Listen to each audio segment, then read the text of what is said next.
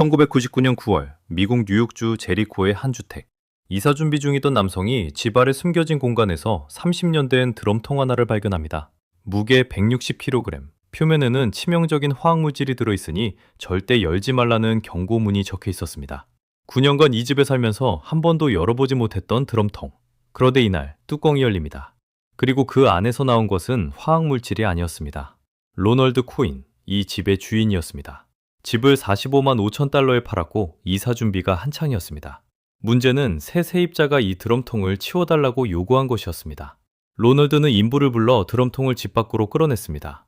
하지만 환경미화원이 수거를 거부합니다. 무게 초과였습니다. 로널드는 안에 든 것을 좀 덜어내면 되겠다고 생각했습니다. 드라이버를 들고 고정링을 풀기 시작합니다. 뚜껑이 열립니다. 짙은 녹색 액체가 드러났습니다. 플라스틱 산업에서 쓰는 산업용 염료였습니다. 로널드는 드라이버를 놓고 한 발 물러섭니다. 녹색 액체 속에서 사람의 형체가 드러났기 때문입니다. 경찰이 도착합니다. 드럼통은 1965년 뉴저지주의 림 컨테이너라는 공장에서 제작된 것으로 확인됩니다. 그 드럼통은 염료회사를 거쳐 맨해튼의 한 인공꽃 공장으로 보내졌습니다. 멜로즈 플라스틱, 이 이름이 처음 등장하는 순간입니다. 그 안에 잠겨있던 시신은 밀봉된 드럼통 안에서 30년간 자연 보존된 상태였습니다. 검시 결과가 나옵니다. 여성, 임신 약 9개월 차, 태아는 남아. 사인은 머리에 심한 충격을 가한 것이었습니다. 드럼통 안에는 시신 외에도 흰색 플라스틱 알갱이 수천 개와 플라스틱 인조꽃줄기, 반지 2개가 들어있었습니다. 그리고 녹색 염료에 절여진 주소록 한 권. 30년간 염료 속에 잠겨 글씨가 모두 번져 육안으로는 읽을 수 없는 상태였습니다. 수사관들은 특수 적외선 장비를 꺼냅니다. 적외선을 종이 위에 쏟아 사라졌던 잉크 흔적이 하나씩 되살아납니다. 30년 만에 글씨가 다시 나타난 겁니다. 이름 2개, 전화번호, 그리고 이 여성의 사회보장 번호까지. 복원된 주소록에서 한 여성의 이름이 나옵니다. 캐시 안드라데. 경찰이 그녀에게 전화를 걸자 캐시는 30년 전의 기억을 꺼내기 시작합니다. 1966년 8월, 엘살바도르 산마르틴 출신의 24살 여성 레이나 마루킨이 미국에 도착합니다. 실패한 결혼을 뒤로하고 혼자 힘으로 새 삶을 시작하기 위해서였습니다. 키 150cm 남짓, 긴 검은 머리카락에 앞니에 금장식이 있던 작은 체구의 여성. 레이나는 뉴욕의 카톨릭 여성 숙소에 방을 잡았습니다. 아는 사람 하나 없는 도시에서 레이나가 가장 먼저 한 일은 일자리를 구한 것이었습니다. 낮에는 봄으로 일했습니다. 다른 집 아이들을 돌보며 하루를 보낸 뒤 밤이 되면 영어 수업과 시민권 수업을 들으러 갔습니다. 캐시 안드라데는 바로 그 영어 수업의 선생님이었고 두 사람은 금세 절친한 친구가 됩니다.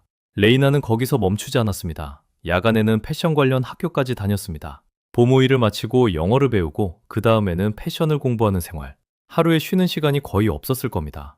이 여성에게는 이 나라에서 반드시 이루고 싶은 것들이 있었습니다. 그리고 레이나는 해냅니다. 영주권을 취득하고 맨해튼 이스트 34번가에 있던 멜로즈 플라스틱이라는 인공꽃 제조 공장에 취직합니다.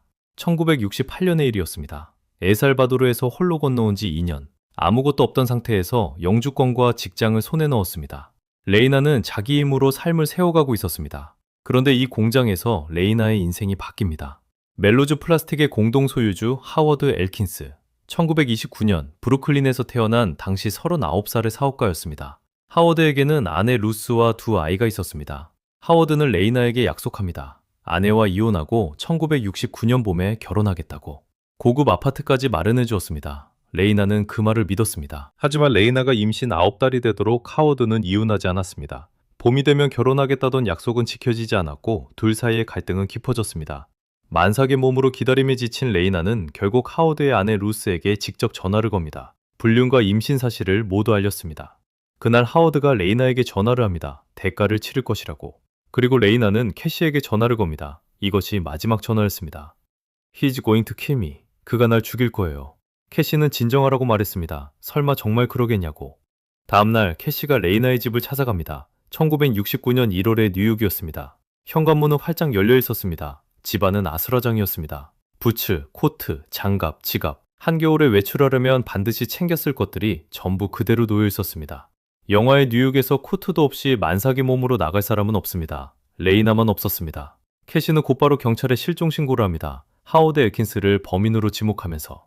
그런데 여기서 소름 끼치는 건 경찰의 반응이었습니다. 경찰은 캐시의 말을 진지하게 듣지 않았습니다. 레이나는 엘살바도르에서 건너온 이민자였고 하워드는 뉴욕에서 영향력 있는 사업가였습니다.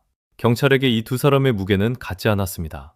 만삭의 여성이 한겨울에 소지품 하나 없이 사라졌고 집은 아수라장이었습니다. 누가 봐도 정상적인 외출이 아니었습니다. 그런데 경찰은 그녀가 스스로 떠난 거라고 판단했습니다. 히스패닉 이민자니까 아마 본국으로 돌아갔을 거라고.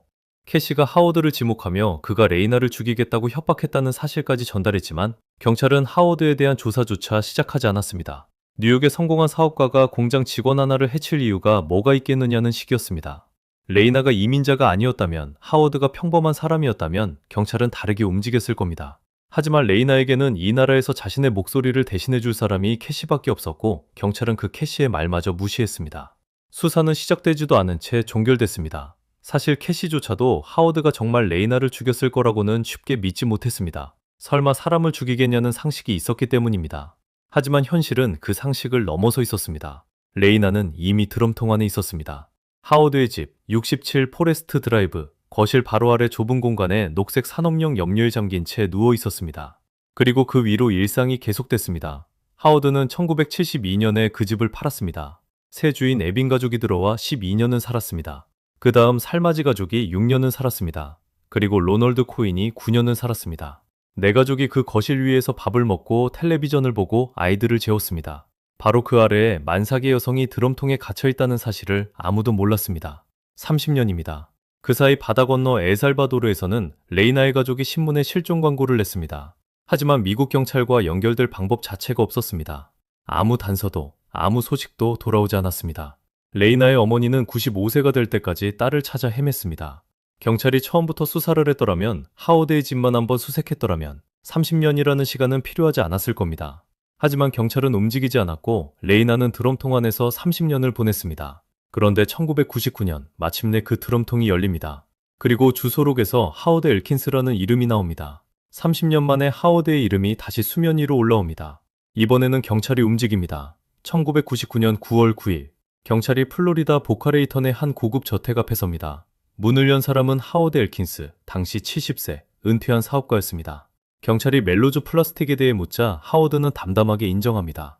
네, 그 공장의 공동 소유주였다고.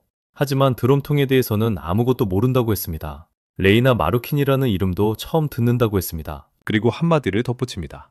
자신의 매연녀는 백인이었으며 히스패닉 여성과 관계를 가진 적은 한 번도 없다고. 30년 전 레이나에게 결혼을 약속했던 남자, 레이나의 아이를 임신시킨 남자가 그녀의 이름조차 모른다고 말하고 있었습니다.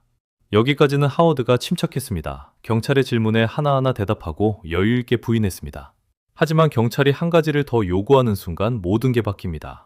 DNA 샘플이었습니다. 하워드의 얼굴에서 여유가 사라졌습니다. 목소리가 달라졌습니다. 하워드는 더 이상의 대화를 거부하고 경찰을 집 밖으로 내쫓았습니다. 30년간 숨겨온 비밀이 DNA 한 방으로 무너질 수 있다는 걸 그 순간 깨달은 겁니다. 경찰은 돌아가 영장을 준비합니다. 다음 날인 9월 10일. 경찰이 영장을 발부받았습니다. 그런데 같은 시각 하워드의 아내에게서 전화가 걸려옵니다. 남편이 사라졌다는 신고였습니다. 하워드는 그 사이에 월마트로 가서 12게이지 산탄총 한 자루를 구매했습니다. 그리고 이웃집 차고에 주차되어 있던 차량의 뒷좌석으로 들어갑니다. 30년간 거짓말을 이어온 사람의 마지막 선택은 진실을 마주하는 것이 아니라 도망치는 것이었습니다.